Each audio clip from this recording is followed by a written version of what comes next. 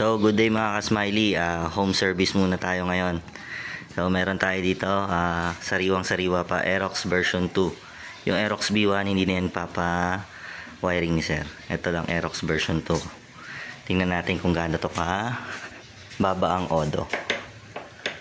Yan, ito yung kanyang kiles. Yan. Yan, so 410 km pa lang. Yan. So, ganyan kabata yung pa-wiringan natin. So, thank you kay sir. At sa atin pagkakatiwala ang Aerox version 2 niya. Yan. Sana sa susunod pati yung Aerox version 1. Nabaklas na natin yung Aerox ni sir. Yan. So, fresh na fresh yan. Naka-ceramic coating pa. Yan. So, dito sa Y-Connect, andito yung access ng red wire niya. Ayan. So, ililipat natin siya dito sa terminal, which is kasama ng charger. Ayan.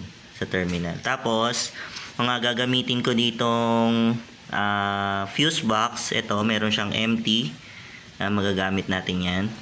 Tapos, yung sa head. Itong head. Ayan, babaguhin rin natin yan. So, diyan ako maglalagay ng mga horn at saka ng all lights relay natin. Yan. Tapos ito, lilipat lang to sa terminal. Yan. So, ganyan siya kalinis. Yan. Fresh na fresh. 400 kilometers.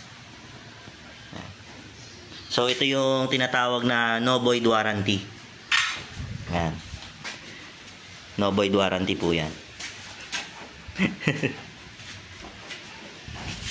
So, good evening mga ka-smiley. Tapos na yung Aerox version 2 natin na fresh. Na-install na natin siya ng Zenlo M1 LED and then Pia horn. So, ayan. So, start muna tayo sa battery. Okay. So, dito tayo sa battery side. Ayan. So, dito ako naglagay ng terminal pin. Ayan. So, positive yan. Yung terminal pin yan, nasa ilalim lang. Ayan. Ganyan. So, talagang plug and play lang yan. Then, dito, sa fuse box, ayan.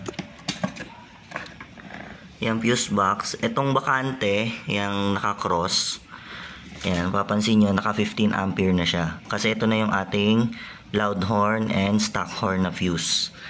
Ayan. Dito naman sa kabilang fuse, yung ignition at saka yung headlight, magkabaliktad na yan. Ngayon, yung 7.5, yung pa rin yung ignition natin. Then, ito na po yung 10 ampere. Ito na yung ating all lights relay. And then, all lights fuse. Ayan. So, yan po yung ating setup. Then, dito, sa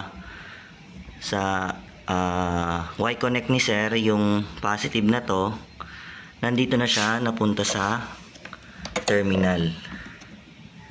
Ayan, sa terminal. So, kasama na siya ng USB charger.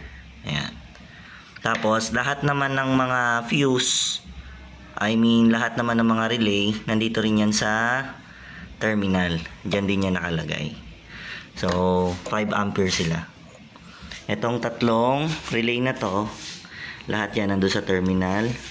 Yung charger, ayan, so in-upgrade yan ni sir. Mamaya papakita ko.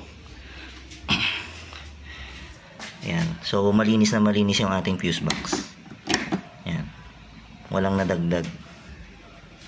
No, ganyan siya. So, dito naman tayo sa Pia horn. Ayan. So, ganito po yung setup natin sa Aerox version 2. Ayan. So, puro nakatalikod lahat. Then, yung stock, doon pa rin nakatapat. Ganyan po yung bracket. Ayan. As ito naman po yung kanyang halo switch selector. Ayan, nakasakit din po sila dito. Ito yung stock horn natin. Ginawa lang natin siyang sakit dito. Then, ito naman po yung output. Yung normally closed and normally open. Ayan. So, dito naman, ito yung ating loud horn. Yan, loud horn natin to. Itong relay na to. Tapos ito yung ating stock horn. So, itong white wire, nag-loop lang yan, pumunta yan dito. Then, ito naman yung ating all lights relay. Yan. Color violet. Then, ito, abang ito para sa mga underglow lights ni sir.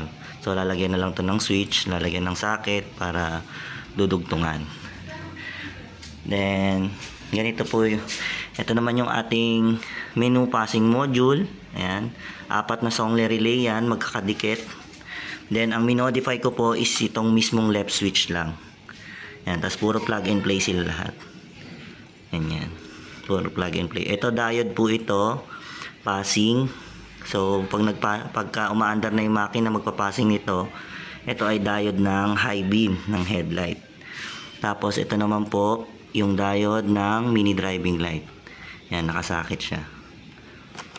Then, ito naman yung ating Zenlo 3-way switch. Ayan. Dito.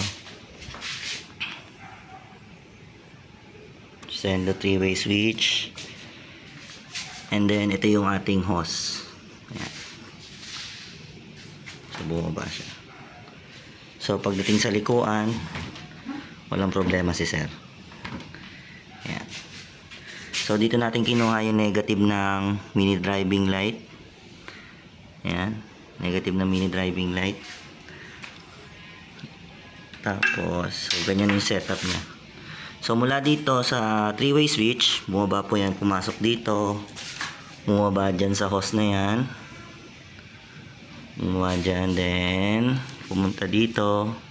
Then, ito yung naging output niya. Ayan. So, nakasakit din. Kasi ito naman yung ating mini driving light ballast. Ayan. So, ginamit ko yung stock horn bracket. Tapos, tinornilyo ko sa ABS. Ayan. Tapos, ito na siya.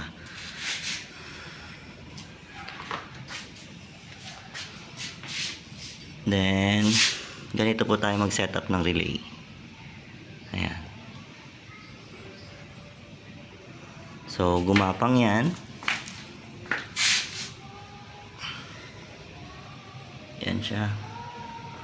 So, pumasok siya dun sa likuran. Then, nag-output siya dito.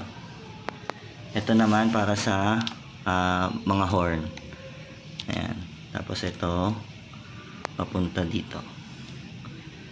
Ayan. So, ito yung abang ng kanyang underglow lights. So, nandito siya.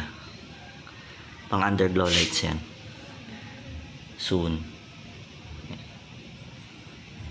So, ito yung ating gawa.